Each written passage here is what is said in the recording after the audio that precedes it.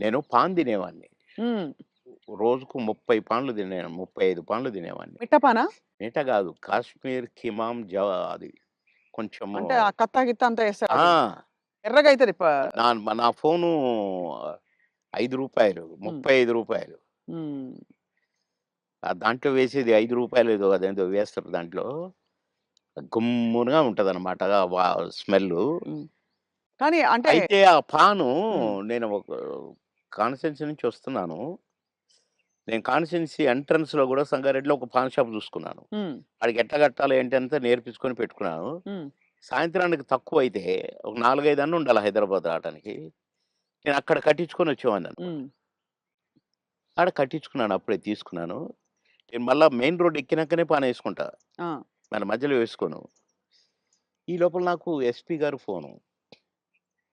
"బాబుమోహన్ గారు మీరు ఫలానా దగ్గర పాన్ తీసుకున్నారా?" అంటే, "అవును." "వద్దొద్దు తినకండి" అన్నాడు. ఏంటి అన్నా పాన్ తినొద్దంటాడు అని నేను ఇప్పి వేసుకోబోతున్నా. ఆ! ఇంకొక ఫోనొచ్చింది. "సాబ్ పాన్ నహీ ఖానా ఉస్మే జహర్ హై" అన్నారు. విషం ఉంది అని ఒక లేడీ ఆ! ఏడుస్తుంది. హ్మ్. ఏంటబ్బా! అనుకున్నాను. అనుకోని నేను ఇట్ట పడేస్తున్నా. మళ్ళీ ఎస్పీ గారి ఫోను. "సీరియస్‌గా చెప్తున్నాను. మీ పాన్‌లో విషం ఉంది. పాన్ తినకండి సార్. పడేయండి." బాబోయ్! సీరియస్‌గా అన్నాడు. "పడేయండి." పడేసా. వచ్చాను.